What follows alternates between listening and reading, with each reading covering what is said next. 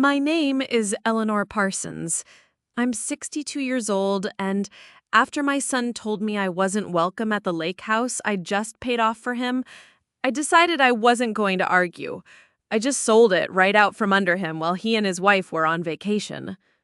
It's a long story, but it's one I feel I have to tell. Before we get into it, I'd love to know where you're all listening from. It's a little after 9 p.m. here in Ohio, and the house is quiet. Let me know in the comments what time it is in your part of the world. It makes me feel a little less alone knowing we're all connected, even across the miles. It all began, as so many endings do, with an act of love, or what I believed to be love at the time. A year after my husband, Richard, passed away, I finally found the strength to tackle the last bastion of his physical presence in our home, his office. The room was a time capsule, smelling faintly of old paper, leather-bound books, and the Old Spice aftershave he'd worn for 40 years. Grief, I've learned, isn't a storm you weather, it's a change in the climate. You just learn to live with the new temperature. I was sorting through a box labeled Richard Financials when my fingers brushed against a worn leather planner. Tucked inside its back pocket was a single folded sheet of paper. Richard's handwriting, as neat and precise as the blueprints he used to draw, was unmistakable. It was a financial plan we'd drafted together at our kitchen table over a decade ago, a roadmap for our golden years. My eyes scanned down the list of mutual funds and retirement accounts until they landed on a line item that made my breath catch. Caleb, House Fund. A wave of memory, so vivid it felt like yesterday, washed over me. Richard and I, young and full of dreams, promising each other that our son, Caleb, would have an easier start than we did. We'd opened that account with a $50 savings bond when he was born, nurturing it through every market fluctuation, adding to it with every small bonus or unexpected windfall. It was our shared promise to him, a legacy of security we were determined to build. Richard's funeral hadn't ended that promise. It had only consecrated it, made it my sacred duty to fulfill. That's why 6 months ago, I had walked into our financial advisor's office and, with a heavy heart but a clear purpose, liquidated a substantial portion of the retirement count that was meant to see me through my own final years. The market had been kind, and the sum was significant, enough to buy Caleb and his wife, Maris, a beautiful 2-story colonial in a leafy suburb with excellent schools, a $425,000 foundation for their future. I'd even made the final balloon payment just last month, a final triumphant stroke of the pen that freed them from the burden of a mortgage entirely. I wanted them to build their life on bedrock, not on the shifting sands of debt that had plagued our own early years. The memory shifted, fast-forwarding to the housewarming party a month prior. The house was alive, thrumming with the cheerful chaos of their friends, loud music vibrating through the newly painted walls. My own body ached in a satisfying way. I'd spent the previous 2 weeks there, a willing soldier in their moving campaign. My back protested from painting the nursery, a pale, hopeful yellow. My hands were raw from unpacking endless boxes of kitchen supplies, but my heart was full to bursting. Seeing Caleb, my Caleb, standing in the archway of his own dining room, his arm wrapped possessively around his wife, a proud homeowner, that sight was worth every ache, every sacrifice. Maris, looking radiant in a summer dress, had woven through the crowd toward me, her smile as bright as the new light fixtures overhead. "Eleanor, you are an absolute saint," she exclaimed, her voice a melody of gratitude. "We could never, ever have done this without you." She'd enveloped me in a tight hug, and for that fleeting moment, I felt seen, appreciated, essential. I felt like a mother who had done her job well. Later that evening, as the party was winding down and the crowd began to thin, she approached me again. This time, she held a thin manila folder and a sleek ballpoint pen. "Just a few last things for the closing, Eleanor," she had said, her tone casual as she fanned the documents out on the gleaming granite countertop. The kitchen was still a whirlwind of activity. One of Caleb's friends was trying to connect a phone to the new Bluetooth speakers, filling the air with short bursts of static and music. Caleb himself was by the refrigerator, laughing loudly at a story, oblivious. The air was thick with the smell of catered food and new paint. I was tired. My feet, swollen from being on them all day, felt like foreign objects at the end of my legs. But my heart was still buoyant on a sea of maternal pride. I trusted them implicitly. How could I not? Maris was the woman my son loved. She was family. "It's all standard stuff, Mom," Caleb had chimed in then, wandering over to kiss my cheek, his breath smelling of beer and happiness. "It just helps us get everything settled with the Homeowners Association and a title. We're so grateful for you, you have no idea." "Of course, dear," I had murmured, taking the pen from Maris's outstretched hand. My eyes, weary and unfocused after a long day, skimmed the pages. They were dense with legal jargon, clauses and subclauses, a forest of fine print that all looked identical to the mountain of paperwork Richard and I had waded through for our own home decades ago. Maris, ever helpful, had already marked the necessary spots with little yellow "Sign Here" flags. She pointed to the first one. "This one is just acknowledging the community bylaws, and this one is for the title transfer confirmation." One by one, I signed. My signature, usually so firm, was a little shaky from exhaustion, but each stroke of the pen felt like another brick laid in the foundation of their happiness. I was signing away my financial security, but I believed I was signing up for a lifetime of being the cherished matriarch of a grateful family. I didn't know then, of course, sitting in the quiet of my kitchen with Richard's old planner in my hands, that one of those signatures was not a brick, but a bomb. A bomb with a long, slow-burning fuse placed right at the center of my life. At the time, all I felt was the deep, warm satisfaction at a promise fulfilled. I had honored my husband. I had secured my son's future. I believed with every fiber of my being that I had done the most loving thing a mother could do. That was my first and most profound mistake. A week later, the late summer air hung thick and sweet with the smell of my neighbor's freshly cut grass. I was in my kitchen, a place that had always been my sanctuary, humming along to an old Carole King song playing softly on the radio. My hands, dusted with a fine white powder of flour and sugar, were busy arranging my famous lemon poppy seed muffins into a wicker basket. I'd also made a large jar of fresh pesto from the basil overflowing in my garden, remembering how Caleb's eyes would light up for it when he was a boy. He and Maris were heading up to the lake house for the long Labor Day weekend, a small, rustic cabin I still owned a few hours north, a place steeped in memories of sticky, s'mores-covered fingers and the echoing splash of cannonballs off the dock. My plan was simple. I'd drive up for the day on Saturday, drop off the basket of treats, maybe help them air the place out, and then head back before sunset. I didn't want to intrude. I just wanted to perform one of those small, motherly gestures that say, "I'm thinking of you. I love you." My phone buzzed on the granite countertop, a sharp electronic sound in the otherwise peaceful kitchen. I wiped my hands on my apron, a faint smile on my lips as I picked it up. I expected a picture of their golden retriever, Cooper, or a quick text asking if I had an extra set of keys to the cabin's shed. It was from Caleb. My smile widened as I tapped the screen to open the message. And then, the world tilted on its axis. The smile didn't just vanish.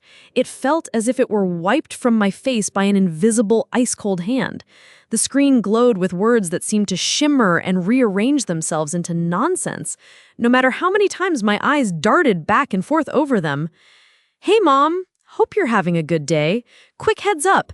Maris and I were talking, and she feels it would be a little awkward having you at the lake house this weekend. We just wanted some time for just family. Hope you understand. Just family. The phone suddenly felt immensely heavy, a dead weight in my hand. I sank onto a kitchen stool, the cheerful scent of lemon and basil now feeling cloying, almost sickening. Just family? The question echoed in the sudden, roaring silence of my mind. What was I then? An acquaintance? A benefactor? For a dizzying, terrifying moment, the floor seemed to drop away beneath me. I was the one who had single-handedly patched the screen door on that cabin last spring after a raccoon tried to get in. I was the one who had driven up in May to stock its pantry with their favorite snacks and new fluffy towels. I was the woman who had just weeks ago signed away a sum of money that would make most people gasp, all to give them a home. And now I wasn't considered family enough for a weekend getaway at my own property? My first desperate instinct was to call him. My thumb, trembling, hovered over the green call icon. I needed to hear his voice. He would explain it. This had to be a miscommunication. Maris must have said something, and he, in his haste, had phrased it badly. He couldn't possibly mean it the way it sounded. I pressed the button. The phone rang once, twice, a shrill, hopeful sound in the quiet room. Then it clicked, and my own voice, cheerful and recorded years ago on his voicemail greeting, echoed back at me like a ghost from a happier time. A moment later, the phone buzzed again with an incoming text. It was Caleb. Sorry, can't talk right now. In a meeting. We'll chat next week. A meeting? The excuse was so flimsy, so transparently cowardly. It was more insulting than the original message. He couldn't even grant me the basic dignity of a 5-minute conversation. He was hiding behind a text message, hiding behind his wife. The hurt was a physical thing, a sharp, cold blade twisting slowly in my gut. I leaned my elbows on the counter and buried my face in my hands, the rough, flour-dusted texture of my apron pressing into my skin. The basket of muffins on the counter suddenly looked foolish, a pathetic, unwanted offering of a love that was apparently conditional. When I finally lifted my head, my eyes red-rimmed and burning, I knew who I had to call. My fingers, still shaking, dialed the number from memory. Joanne? It's Eleanor. Joanne has been my best friend since we were young women, navigating the treacherous waters of new marriages and even newer babies.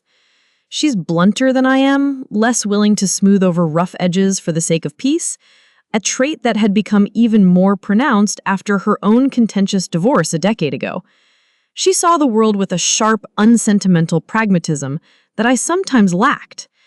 I told her what happened, my voice small and shaky, still trying to frame it as a simple, painful misunderstanding. I'm sure he didn't mean it that way, Joe.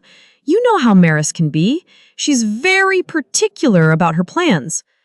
There was a stark, crackling silence on the other end of the line. Then her voice came through, sharp and clear as glass, devoid of the gentle platitudes I might have gotten from anyone else. Eleanor, for heaven's sake, wake up and smell the coffee. They're not being particular. They're using you. You buy them a $500,000 house and you're not family enough for a weekend trip? What on earth is next?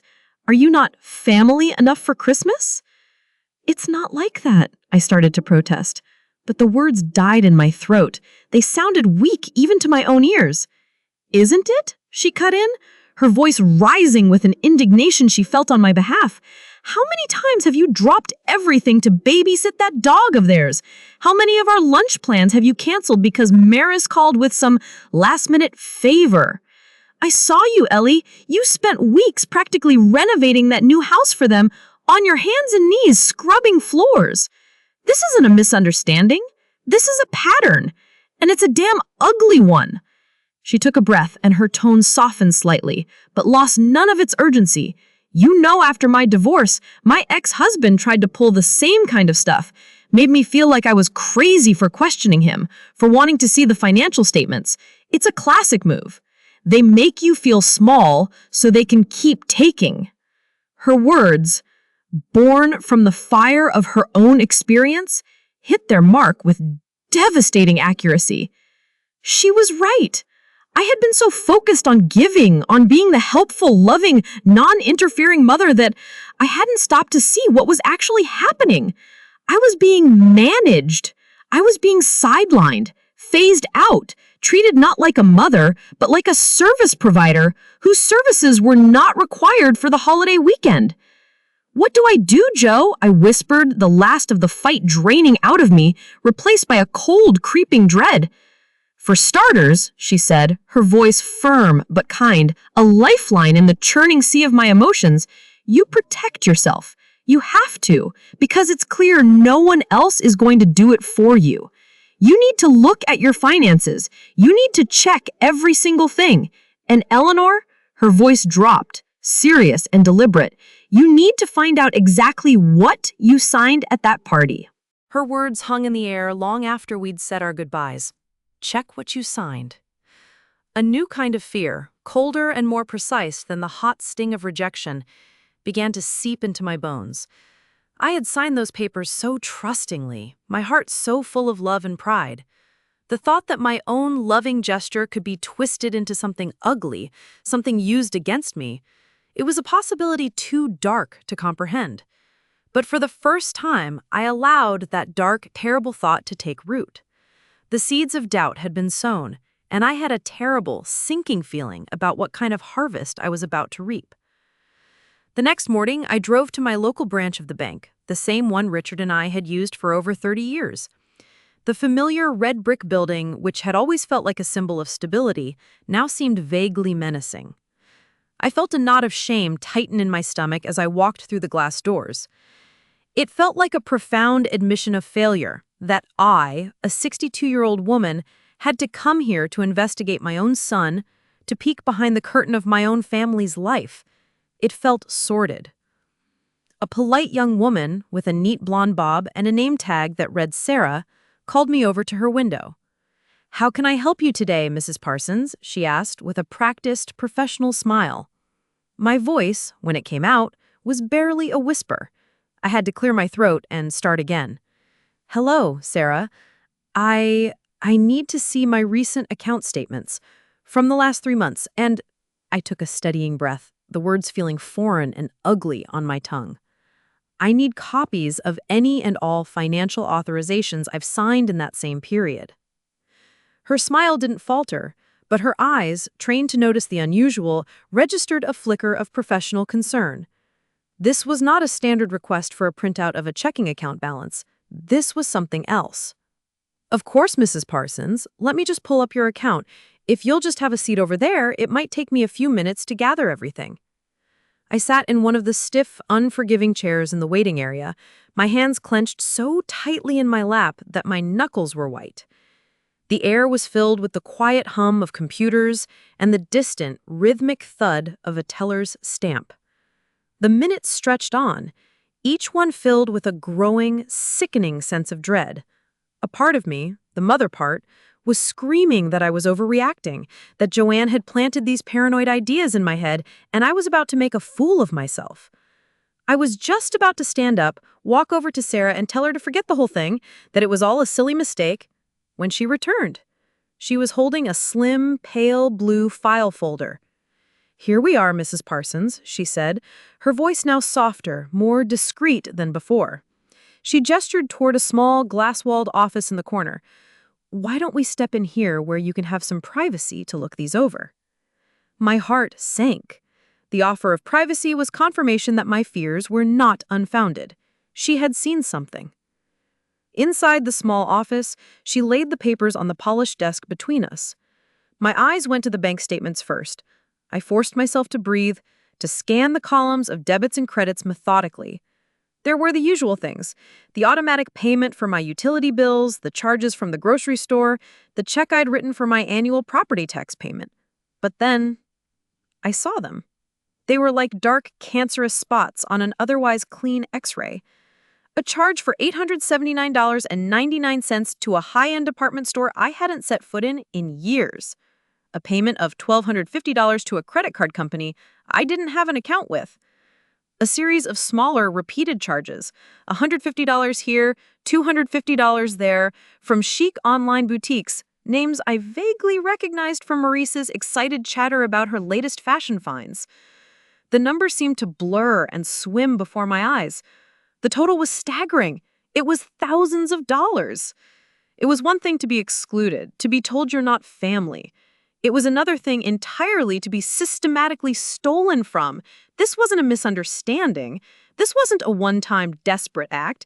This was calculated, methodical theft. And my son, my Caleb, had let this happen. He had to have known. He knew their combined salary wasn't enough to support this kind of spending. He knew where the money was coming from. He was complicit. Mrs. Parsons. Sarah's voice was gentle, pulling me back from the brink. Are you all right? I couldn't speak. I just pointed a trembling finger at the highlighted transactions on the statements. She glanced at them, her lips tightening into a thin, professional line, then looked back at me, her expression a careful mixture of sympathy and corporate neutrality. Then my gaze fell on the other document she had placed on the desk. The authorization form. My blood ran cold. I recognized the layout, the font, the small corporate logo at the top. It was one of the pages from the stack Maurice had given me at the housewarming party, one of the pages she had breezed past as a formality. It was not an HOA agreement. It was a financial transaction authorization form. In clear and black and white legalese, the document gave Maurice Parsons the authority to make transfers and payments from my primary checking account for any amount up to and including $1,500 without requiring a secondary signature, a phone call, or any verbal confirmation from me. My signature was right there at the bottom, clear and steady. The signature I had given out of love, now staring back at me like a signed confession to my own foolishness. I didn't know this was... I stammered, the words catching in my throat, thick with shame. She told me it was for the house, just a standard form for the homeowners association. Her eyes were full of pity. She couldn't say what she was likely thinking. You should have read it more carefully. She simply pushed the folder across the desk towards me. I'd be happy to help you revoke this authorization immediately, Mrs. Parsons. The form is right here, and we can begin the process of filing a fraud claim for these transactions if that's what you wish to do. I nodded numbly, my mind reeling. Revoke the authorization, file a fraud claim. The word sounded so official, so legal, so final. It was a language I never thought I'd have to speak in relation to my own child. The feeling in the pit of my stomach wasn't anger, not yet. It was a profound, hollowed-out sense of violation. It felt as if I had welcomed them into my home, and they hadn't just stolen the silverware, they had taken a key from the hook on the wall and were systematically emptying the whole house, room by room, while I was still living in it, smiling and offering them tea. I had been tricked, deceived in the most intimate way possible, my trust weaponized against me. And the chilling part? It was all, on the surface, perfectly legal.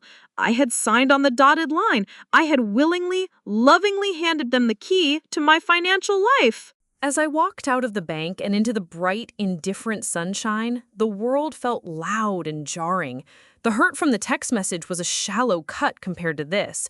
This was a deep, septic wound. Joanne was right. I had to protect myself. But as I drove home, a more terrifying thought began to form, a question that echoed in the silence of my car. If they were willing to do this, what else were they planning? What other documents had I signed that night? What other plans were already in motion? The investigation had just begun, and I was terrified of what else I might uncover in the dark, hidden corners of my own family. The drive home from the bank was a blur of traffic lights and storefronts that I didn't truly see. When I walked into my house, the silence that had once been a comfort now felt heavy, judgmental, suffocating. I dropped my purse and the pale blue folder from the bank onto the kitchen table with a thud that echoed in the stillness. For a long time, I just stood there, staring at the damning evidence of my own foolishness, my own catastrophically misplaced trust. The anger that had been simmering beneath the shock and hurt finally began to boil over.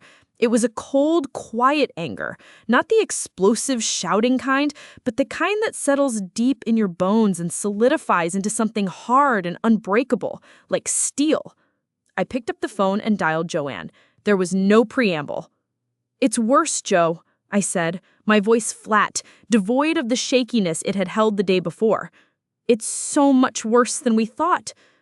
I explained what I'd found, the thousands in unauthorized charges, the deceptively worded authorization form I'd signed at the party. I didn't need to embellish or dramatize. The cold, hard facts were damning enough. Joanne didn't say, "I told you so." She was a better friend than that. Instead, her voice was steely, stripped of all sympathy and filled with a righteous fury. "Okay, Eleanor, this is it. This is the line. This is beyond a family squabble or hurt feelings now. This is a crime. This is fraud. You need a lawyer. Not tomorrow, not next week, today." She gave me a name, Roland Denton. He had handled a friend of hers' contentious, complicated legal battle over an inheritance and had a reputation in the community for being sharp as a tack, impeccably discreet, and utterly unflappable. "He's not cheap," Joanne warned, her voice serious, "but he's the best. He'll know exactly what to do. Don't call them, don't text them, don't do anything until you've spoken to him." An hour later, I was sitting in a high-backed leather chair that probably cost more than my first car, across from Roland Denton himself. His office was the kind you see in movies, the top floor of a downtown skyscraper lined with dark, imposing wood bookcases filled with thick legal volumes. A heavy mahogany desk stood between us, and behind him, a panoramic window offered a sweeping view of the city skyline. Mr. Denton was an older gentleman, probably in his early 70s, with a full head of thick white hair and eyes that were both kind and incredibly perceptive.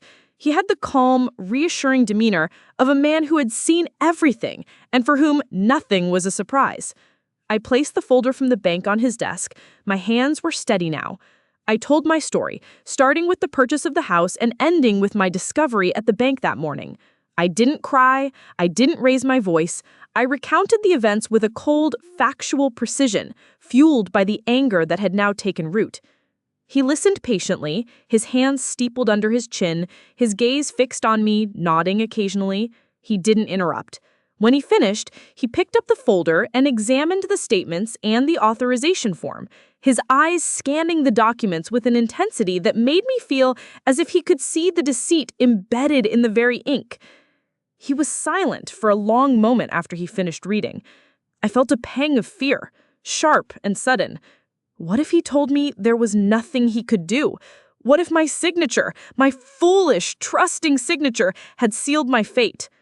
"Well, Mrs. Parsons," he finally said, his voice calm, measured baritone that seemed to absorb all the panic in the room. "You have certainly found yourself in a predicament." He leaned back in his chair, the leather groaning softly. "Your signature on this authorization form is, legally speaking, a contract. It complicates matters significantly. Arguing that you didn't understand what you were signing is a difficult, often unsuccessful path in court." My heart sank. The flicker of hope I'd felt began to dim. "However," he paused, leaning forward again, his eyes locking with mine, "what you've described is a classic case of what we call fraud in the inducement. You were intentionally misled under false pretenses for the express purpose of inducing you to sign this document. That changes the entire legal landscape." Hope, stubborn and resilient, ignited within me once more. "The problem," he continued, his tone pragmatic, "is proof. Right now, it's your word against theirs. They will almost certainly claim that you were a willing, generous mother who was happy to help them out, and that now, for whatever reason, you've changed your mind or are getting forgetful. It's a nasty, common, and sometimes effective defense." My stomach churned at the thought of them painting me as a confused, vindictive old woman. So what can I do? "We fight back with more than words. We fight back with incontrovertible facts," Denton said, a new sharp energy entering his voice. He picked up a heavy, expensive-looking pen. We need to prove a clear pattern of deception and a premeditated intent to defraud. This is where we stop playing defense and start playing offense. He scribbled a name on his legal pad. I work with a forensic investigator, a man named Mason Yu. He's a bulldog. He's ex-FBI, incredibly discreet, and specializes in uncovering financial trails that people think are invisible. I want to authorize him to do a deep dive into your daughter-in-law's finances, her credit history, her debt-to-income ratio, her assets. We need to find out why she needed this money so desperately. The motive will help us establish the intent to deceive. He looked me straight in the eye, his gaze unwavering. This will be an aggressive move, Eleanor. It will feel invasive. Are you prepared for that? I thought of the love I poured into that house, a monument to my husband's memory. I thought of the cold, dismissive text message that had started this avalanche. I was no longer the soft, accommodating mother who baked muffins to solve problems. That woman had been burned away by the fire of betrayal. Yes, I said, my voice clear and firm, with a strength I didn't know I possessed. Do it, whatever it takes. A small, grim smile touched the corners of Roland Denton's lips. Good. He made another note on his pad. In the meantime, we've revoked the authorization with the bank, and they will proceed with their internal fraud investigation. But that's just plugging one hole in the dam. I have a feeling the flood is much bigger than we realize. Let's see what Mr. Yu finds when he starts digging in the riverbed. Leaving his office, I felt a strange and profound sense of calm. The fear and hurt were still there, nestled deep inside me, but they were now overlaid with a powerful sense of purpose. I had an ally. I had a plan. I was no longer a victim reacting to their cruelty. I was a woman taking the first decisive step to reclaim her life, her money, and her dignity. The call for justice had been made, and now all I could do was wait for the echo. The days that followed were a strange, surreal limbo. Every ring of the phone made my heart leap into my throat, a jolt of adrenaline that left me shaky. I tried to maintain a semblance of my normal routine, weeding the garden until my back ached, attending my weekly book club meeting where I pretended to be interested in the discussion of a novel I hadn't actually read, but my mind was constantly elsewhere, caught in a holding pattern, waiting for a call from a man I'd never met, Mason Yu, the financial bulldog. The call came 3 days later, on a Tuesday afternoon. His voice was exactly as I had imagined, all business, clipped and professional, with no emotional inflection whatsoever. Mrs. Parsons, Mason Yu here. I have some preliminary findings I thought you should be aware of. I gripped the receiver of my kitchen phone, my knuckles turning white. I sat down heavily at the table. Go on. Your daughter-in-law, Maris Parsons, has a significant amount of undisclosed consumer debt, he began, his tone as flat as if he were reading a weather report. We're talking about 3 major credit cards, all of them charged to their maximum limit. The cumulative total is just over $42,000. The interest rates are astronomical. She also has a car loan for a luxury SUV that, based on my analysis, appears to be well beyond her and your son's declared joint income. He paused for a beat. The withdrawals from your account correspond almost exactly, both in timing and amount, to the minimum monthly payments she's been making to keep these accounts from going into default and collections. I closed my eyes, the floral pattern on my tablecloth blurring into a meaningless swirl. $42,000? It was a staggering, incomprehensible sum.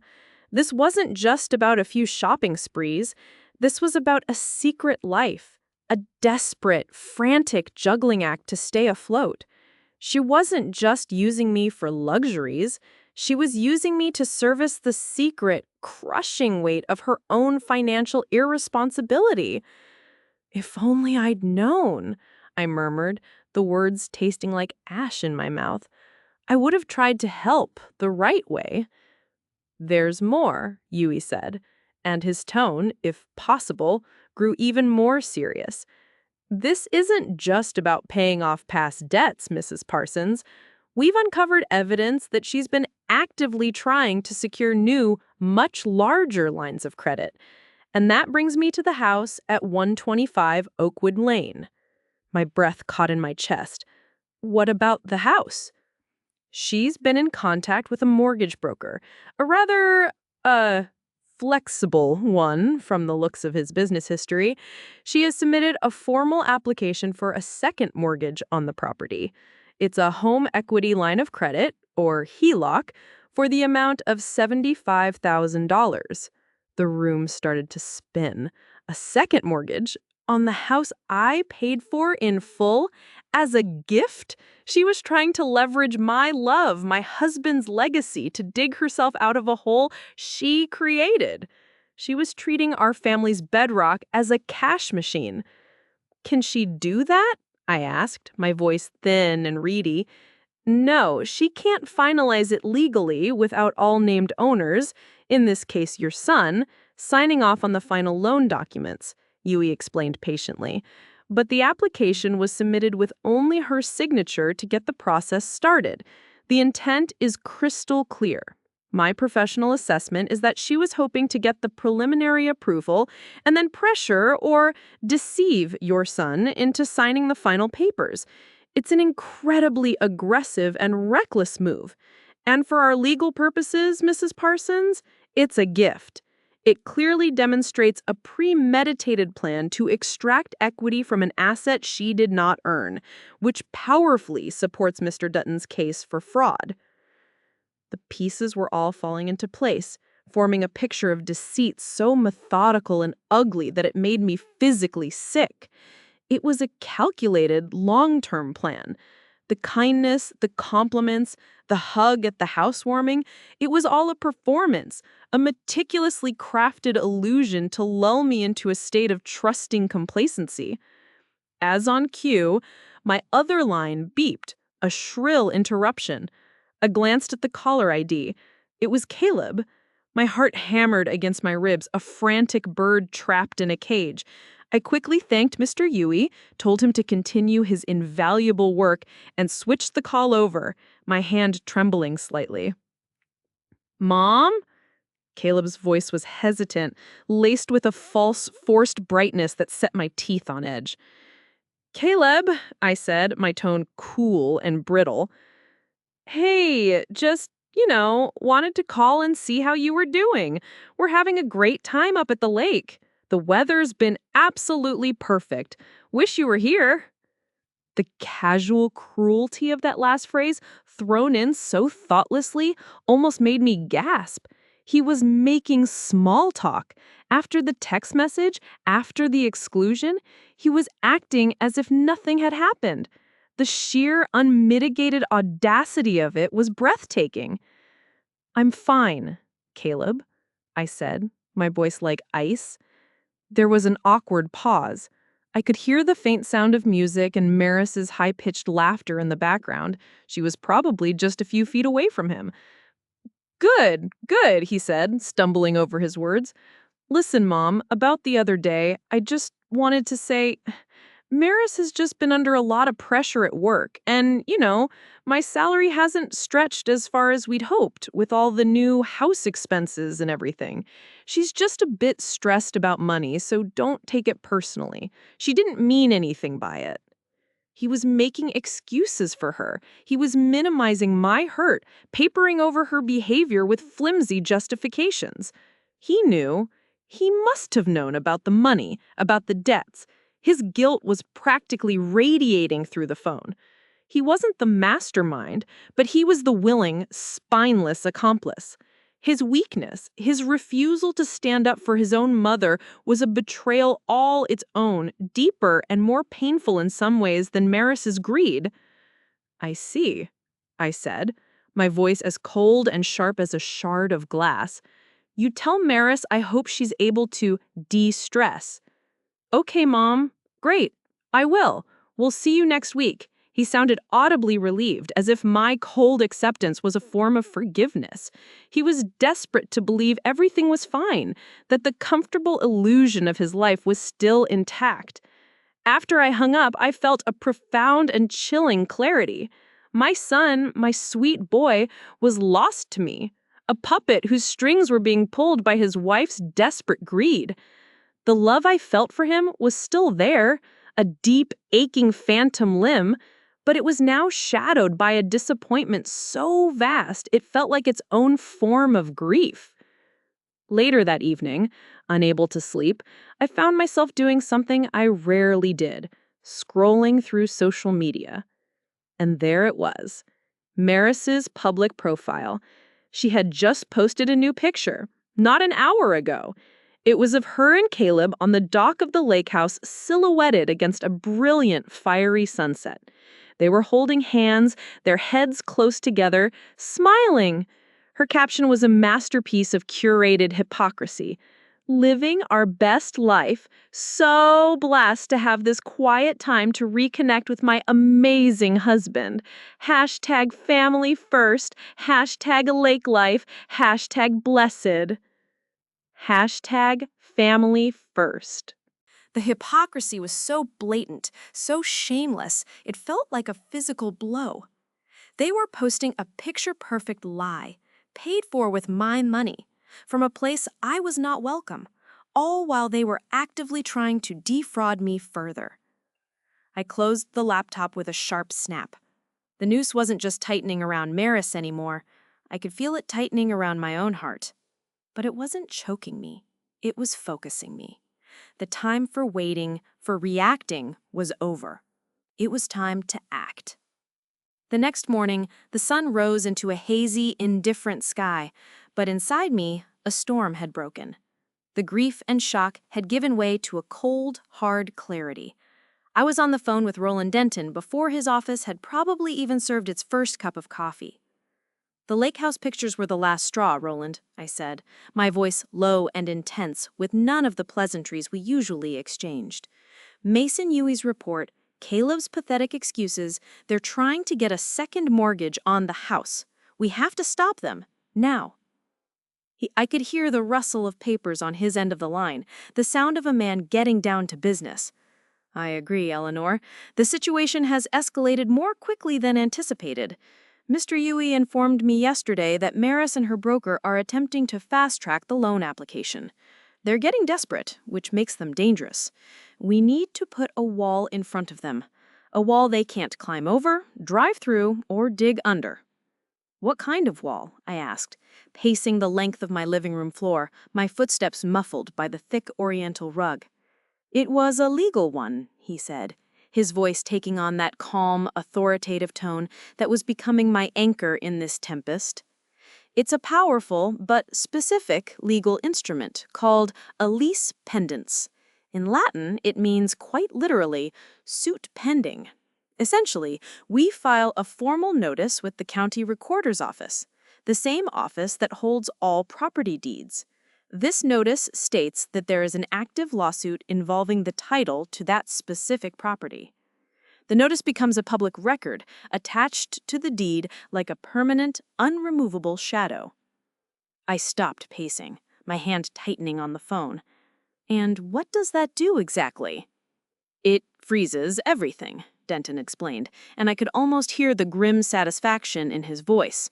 "It puts the entire world on notice, every bank, every buyer, every lender, that the property's ownership is in dispute.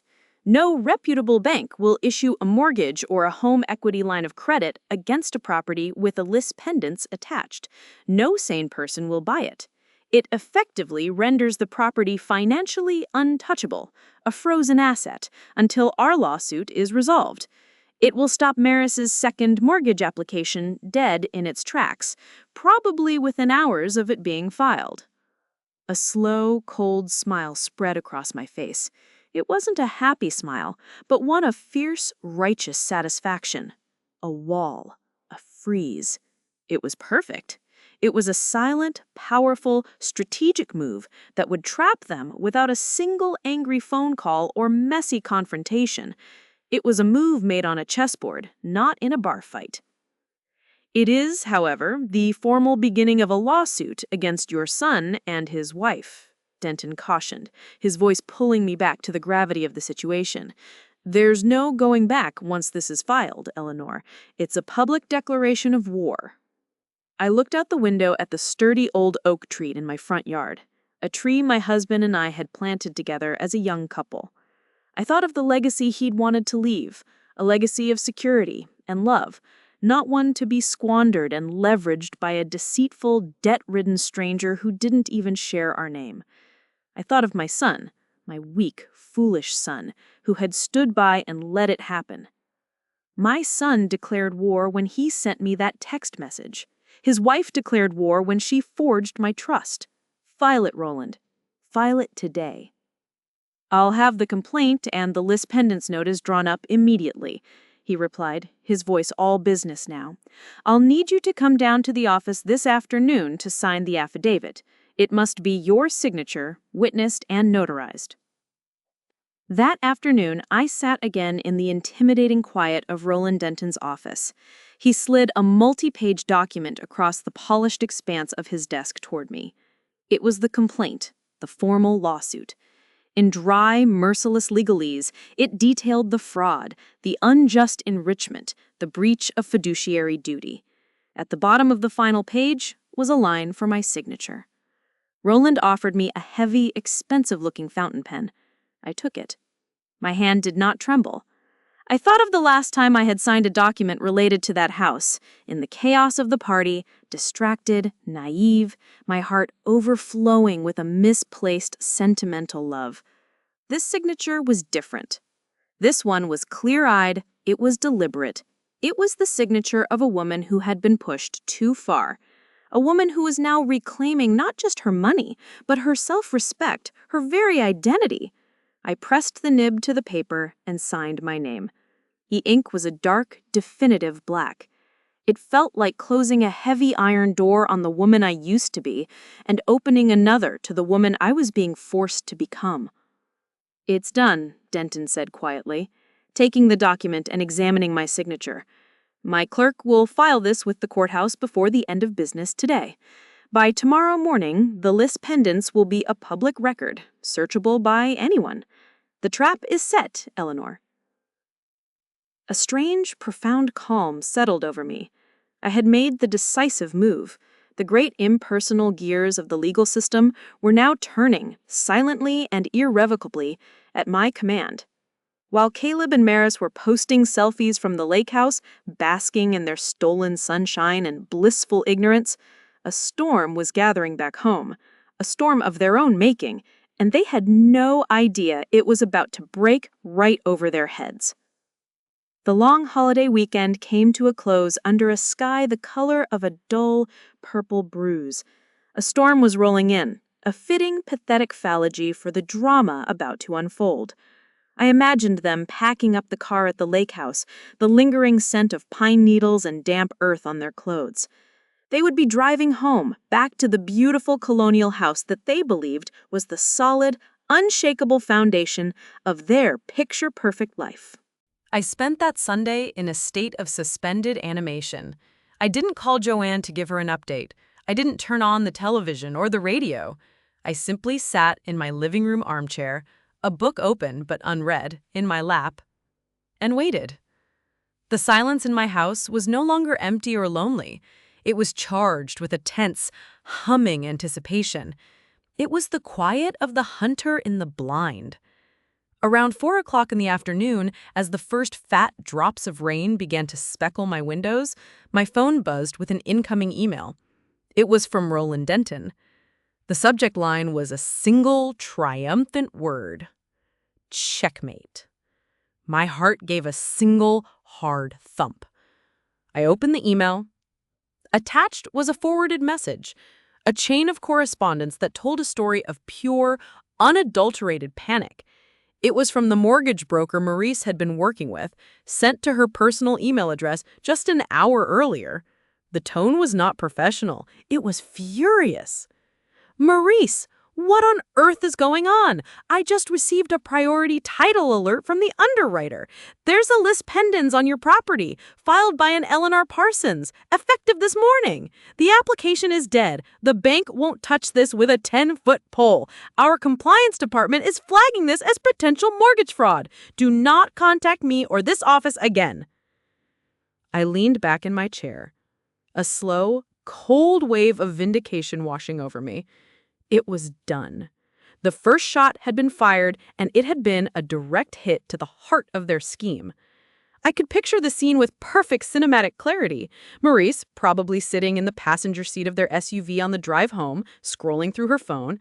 I could see her face contorting, the sun-kissed relaxation of the weekend dissolving into a mask of sheer, white-hot panic.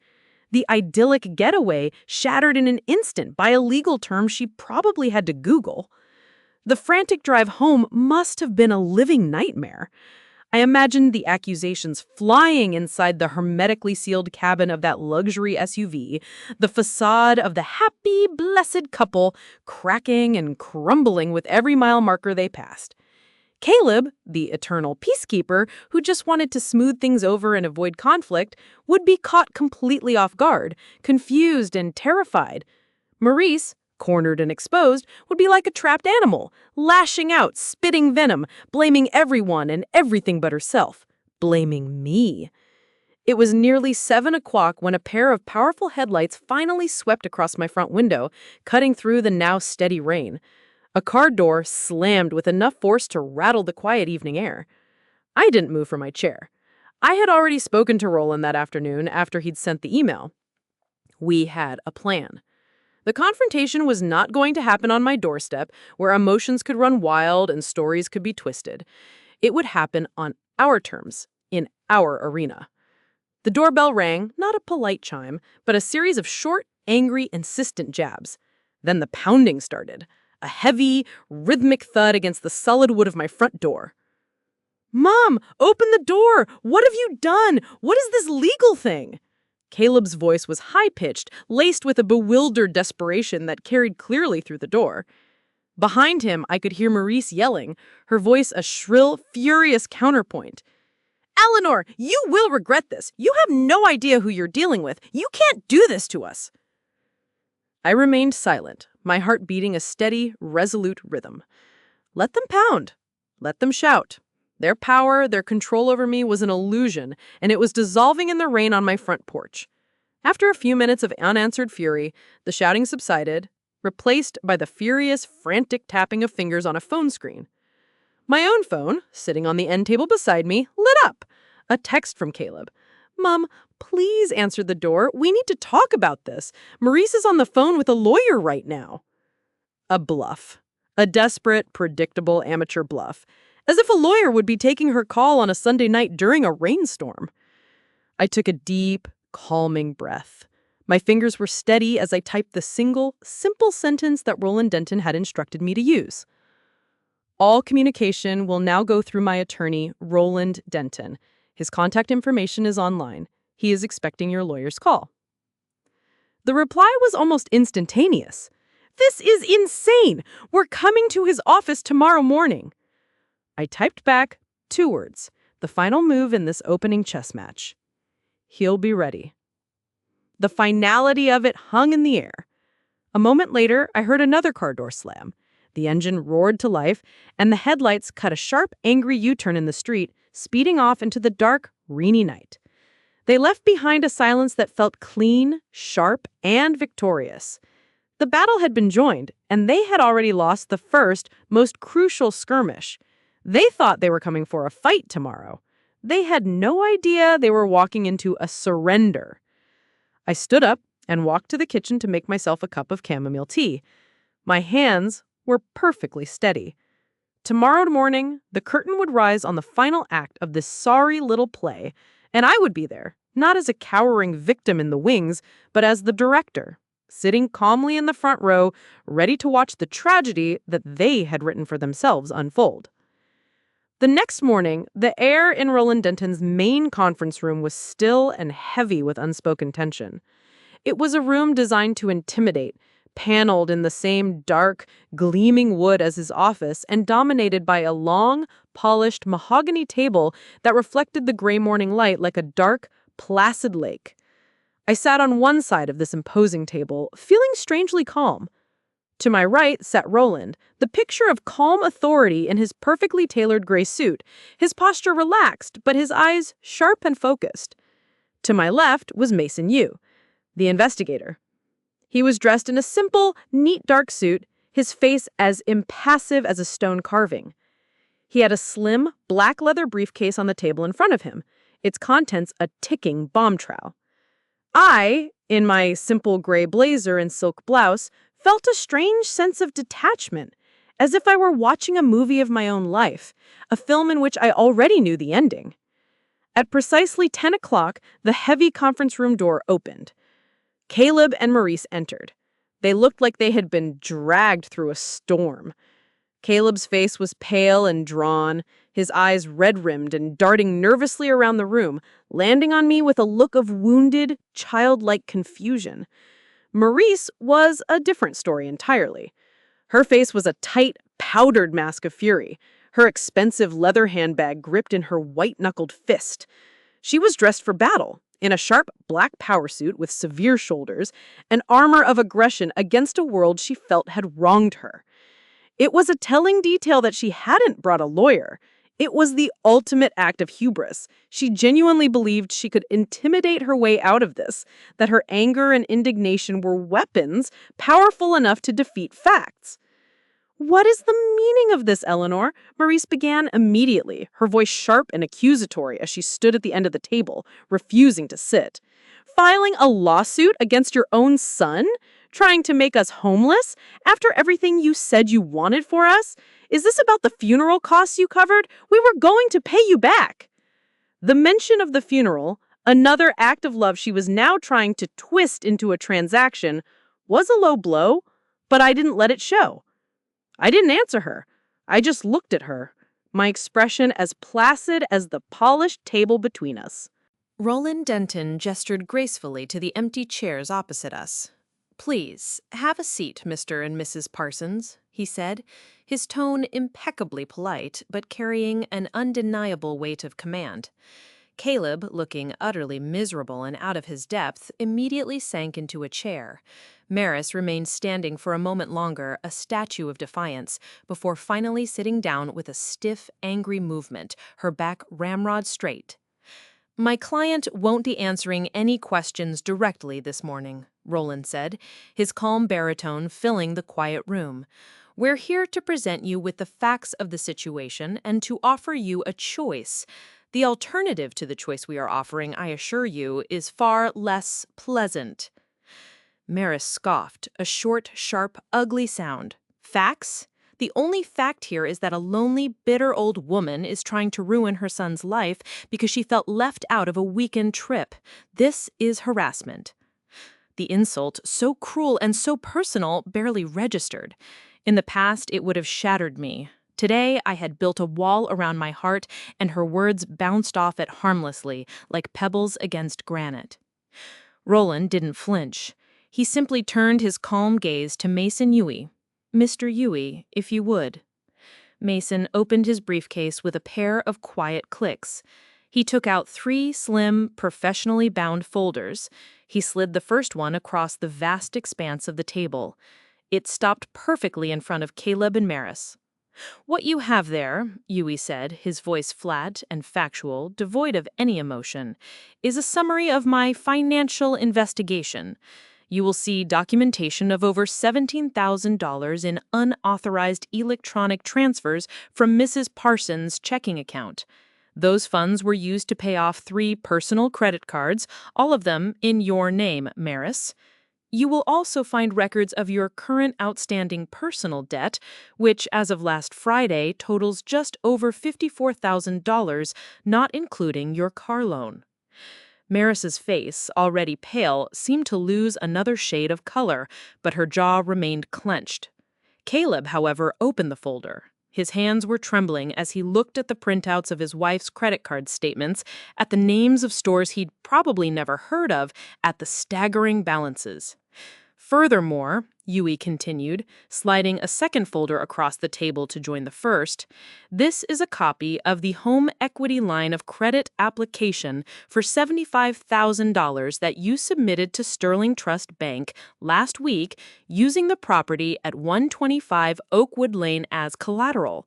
A property, I might add, that you do not have the legal right to leverage in such a way without the express, written consent of all parties on the title. Maris's composure finally cracked. She slammed her hand flat on the table, the sound shockingly loud in the still room. This is an invasion of my privacy. You have no right to any of this. This is illegal. It's called discovery, Mrs. Parsons, Roland cut in smoothly, his voice never rising. And it's perfectly legal when investigating a case of financial fraud. Which brings us to our final exhibit.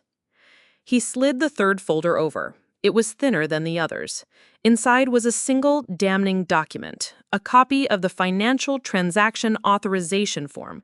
My signature was at the bottom, a clear, undeniable testament to my misplaced trust.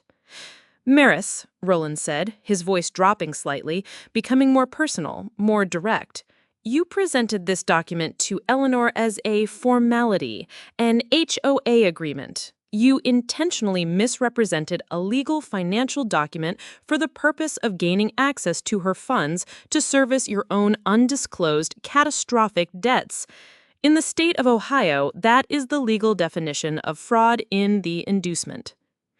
Maris's eyes darted around the room like a cornered animal. Then she did the only thing she could. She turned to Caleb, her face crumpling, the rage instantly replaced by a flood of tears. It was a stunningly quick pivot, a masterful performance of victimhood. It was her last desperate gambit. Caleb, baby, look at what she's doing. She's twisting everything. She's getting old. Her memory isn't what it used to be. She gets confused. She offered to help with our bills, Caleb. You were there. She was happy to do it. Now she's lonely, and she's making up these horrible, horrible stories to hurt us, to punish us, to try and break us up. This was the moment, the final, crucial test. All eyes in the room, mine included, went to my son. He sat frozen, looking from the damning, documented evidence in the folders to his weeping, hysterical wife, and then, finally, to me, his mother, sitting there in stony, resolute silence. His entire world was collapsing in on him, and he was being forced to choose which piece of the wreckage to cling to. Would he believe the meticulously documented proof in his hands, or the desperate, manipulative lies of the woman beside him? I saw the war raging in his eyes, the desperate desire to believe her, to make all of this go away, to go back to the easy, comfortable life he thought he had. But he couldn't unsee the numbers. He couldn't unsee the loan application. He slowly, as if it weighed 100 pounds, picked up the copy of that application. He stared at it, his face ashen. He had never seen it before. That much was clear. His wife had done this behind his back, too. Maris, he whispered, his voice cracking, hollow with a dawning horror. He held up the paper. What is this? A second mortgage? You told me we were fine. You told me the bills were handled. She's lying, Caleb. It's all lies. She's trying to destroy us, Maris insisted, her voice rising hysterically, sensing she was losing him.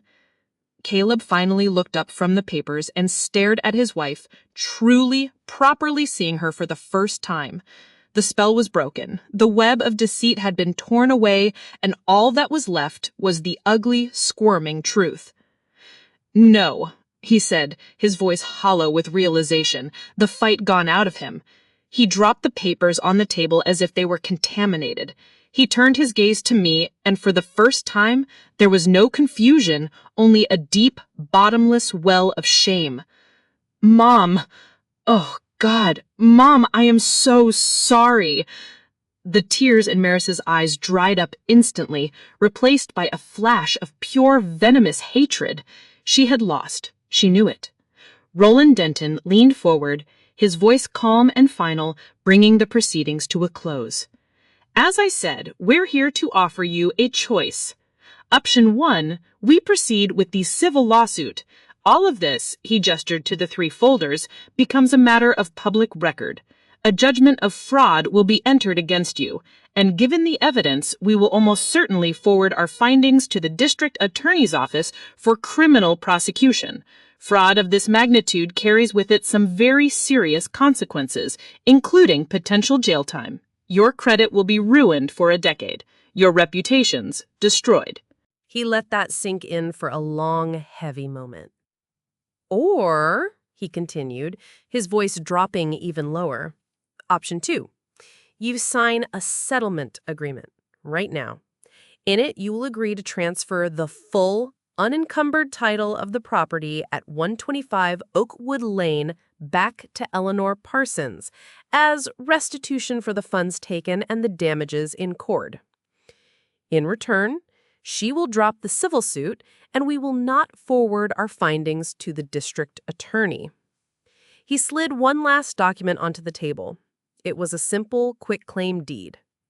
You will lose the house, Roland said simply, but you will keep your freedom and what little is left of your names.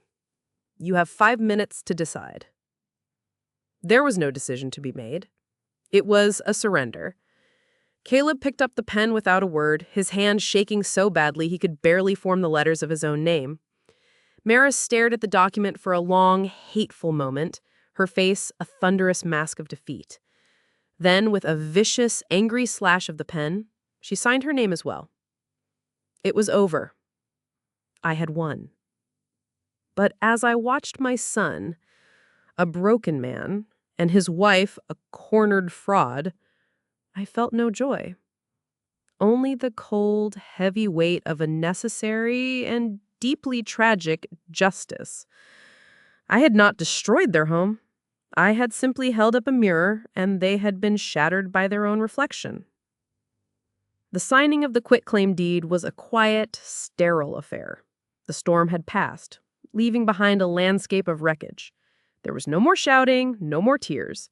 There was only the scratch of a pen on paper and the heavy, suffocating silence of defeat.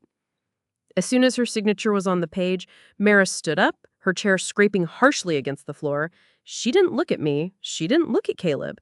She gathered her expensive handbag, her face a frozen mask of resentment, and walked out of the conference room without a backward glance, her heels clicking an angry staccato on the marble floor of the hallway. Caleb lingered for a moment. He stood by the table, his hands hanging uselessly at his sides.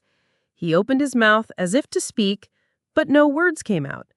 He just gave me one last look, a devastating cocktail of shame, regret, and a profound, childlike loss. And then he, too, turned and followed his wife out the door.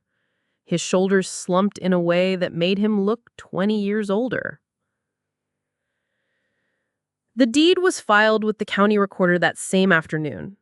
The house was legally, unequivocally, mine again. The lis pendens was removed, and 2 weeks later, acting on Roland Denton's sound advice, I put the house on the market. I never set foot in it again. I couldn't. The memories of my hopes for the place were too painfully intertwined with the reality of the betrayal that had occurred there. I hired a company to pack up their belongings and put them in storage, the bill for which I sent to Roland to be forwarded to them. The house sold in less than a month. The market was strong, and it was a beautiful home. The buyers were a young family with 2 small children, a doctor, and a teacher. Seeing them at the final walkthrough, their faces bright with the kind of innocent excitement and hope that I once had, brought me a quiet, bittersweet sense of peace. The house had been bought with love, had been tainted by greed, and now finally it would be a home filled with love and laughter again. It was a proper closing of a painful chapter. I heard things. Of course, in a town this size, you always do. Joanne had a cousin who lived in their old neighborhood and was a veritable font of information. I learned that Caleb and Maris had been forced to move into a small, cramped 2-bedroom apartment on the other side of town, in a less desirable area. The luxury SUV, the one Maris was so proud of, was repossessed a few weeks later. Their picture-perfect life, so carefully curated for social media and built on a foundation of lies and my retirement fund, had crumbled to dust. Their relationship, I was told, was strained to the breaking point, a tinderbox of resentment and blame. It was the natural, unavoidable consequence of their own actions, and I felt a distant, clinical pity for them, but nothing more. The part of my heart that would have ached for their struggles had been cauterized by their betrayal. About a month after the sale of the house closed, there was a knock on my door. It was late afternoon, and the autumn sun was casting long, golden shadows across my lawn. I opened it to find Caleb standing on my porch. He was alone. He looked older, thinner. The easy, boyish confidence he had always carried was gone, replaced by a deep-set weariness that seemed to have settled in his bones. He was holding a small, clumsily wrapped package. "Hi, Mom," he said, his voice quiet, almost a whisper. "Caleb," I replied. My tone was neutral. I did not invite him in. I simply stood in the doorway, a human barrier he knew he could not cross. I wanted to bring you this," he said, holding out the package. "It's that photo album, the one of Dad from his army days you were looking for last year. Maris had put it in a box in the attic. I found it when we were moving out." I took the album from him. It felt heavy in my hands. Our fingers brushed for a fraction of a second, and I felt nothing. No spark of connection, no lingering warmth, just the touch of a stranger. "And I wanted to apologize," he continued, his eyes, so much like his father's, welling up with tears. "In person, what we did, what I let happen, it was unforgivable. I knew things weren't right, but I was weak, and I was a coward, and I let her convince me it was okay. I broke your heart. I betrayed you, and I betrayed Dad's memory. I am so, so sorry, Mom. I'll spend the rest of my life being sorry." The apology was raw, and it was real. I could see that. A year ago, it would have been all I ever wanted to hear. It would have made me weep and pull him into a hug and say, "Of course I forgive you. We'll get through this." But I was not the same woman I was a year ago. That woman was gone. I looked at my son, the child I had raised, the man he had become, and I felt a profound aching sadness, but not the flicker of the old maternal impulse to fix his pain, to make it better. His pain was of his own making, a consequence he had to bear on his own. "I hear your apology, Caleb," I said, and my voice was gentle, but firm. It was the voice of a woman who understood her own boundaries, perhaps for the first time in her life. He flinched as if I'd struck him, but he nodded, accepting my words. "I have to live with my choices," I continued, my voice steady. "The choice to trust you so blindly, and the choice to fight back so fiercely. And now you have to live with yours. I hope someday you learn from them." I paused, taking a breath that felt like it came from the very bottom of my soul. "I will always be your mother, and I suppose in some small, quiet corner of my heart, I will always love the boy you were. But I can't have the man you are in my life right now. I have to choose peace, Caleb. For the first time in a long time, I am choosing me." He stood there for a long moment, the tears streaming unchecked down his face. He nodded again, a small, jerky, broken movement. "I understand," he whispered. He turned and walked down the path, not looking back. I closed the door and leaned against it, the photo album of my husband clutched to my chest. I did not cry. A chapter was over. A painful, necessary amputation had been performed. And now, the long, quiet, solitary work of healing could finally begin. 6 months later, the world looked different. It wasn't that the world had changed, of course, but that I was seeing it through new eyes. The colors in my garden seemed brighter, the air cleaner, the birdsong in the morning more cheerful. I had sold the big, empty family house, which was now filled with too many ghosts and the echoes of too many disappointments. I moved into a smaller, sun-drenched apartment in a newer building with a balcony that overlooked a bustling park. It was all mine. Every piece of furniture was chosen by me, for me. The walls were painted a soft, buttery yellow that made me happy every time I walked in the door. The silence was my own, and it was peaceful, not lonely. I did more than just join a book club, though I did that too, and discovered a love of historical fiction I never knew I had. With a portion of the money from the sale of the house, my money, Richard's money, reclaimed and cleansed, I bought a plane ticket. I spent 3 glorious, sun-drenched weeks in Italy, something Richard and I had always dreamed of, but had always put off, always saving for the future, for Caleb's college fund, for a newer car, for the house we thought he needed. I stood in the Uffizi Gallery in Florence, staring at Botticelli's Venus, and felt a sense of awe so profound it brought tears to my eyes, tears that had nothing to do with family or duty or sacrifice. They were just for me. I ate fresh pasta in a tiny Roman trattoria. I drank Chianti on a terrace overlooking the rolling hills of Tuscany, and I learned, slowly but surely, to enjoy the simple, unadulterated pleasure of my own company. From a sun-drenched piazza in Siena, I sent a postcard to Joanne. It had a picture of the magnificent cathedral on it. On the back, I wrote just 5 words. "You were right. Thank you." The healing wasn't a straight line. It was a jagged, uneven path. There were days when a wave of sadness would wash over me, a phantom pain for the son I had lost, for the happy, cohesive family I thought I had. But I learned to let those waves come and go without letting them pull me under. I was learning that being alone was not the same as being lonely. I was independent. I was self-sufficient. I was free. I reconnected with old friends I had neglected in my single-minded, years-long focus on my son's family. I took a pottery class at the local community center, delighting in the simple, messy, grounding act of creating something new and beautiful with my own hands.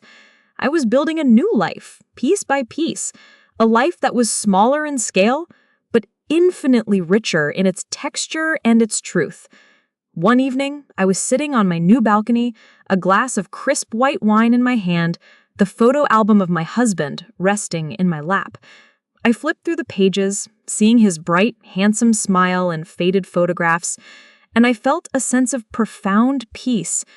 I had honored his memory. I had protected the legacy he left me.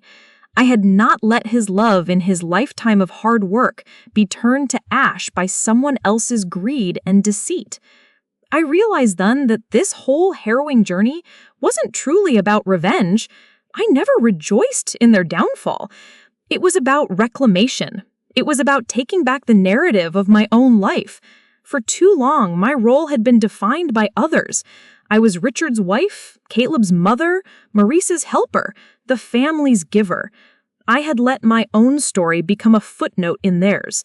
The text message, the betrayal, the fight, it had all been a terrible, painful gift. It had forced me to pick up the pen and become the author of my own final chapters. In all those years of keeping the peace, of biting my tongue, of smoothing things over, I thought my silence was a virtue, a form of love. But I'd been wrong.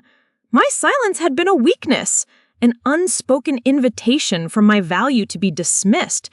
I had to learn the hard way that true love does not require the sacrifice of one's own dignity. I had learned that the most powerful words in the world are not always "I love you," but sometimes they must be "no more." My quiet strength, not my quiet suffering, was my true inheritance from my husband and from my own life. My story had a painful, ugly beginning, but I was determined to write it a beautiful, peaceful end. And I am.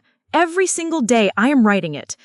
Thank you for listening, for letting me share this piece of my heart with you. This journey of reclaiming oneself is never easy, and it can feel very lonely.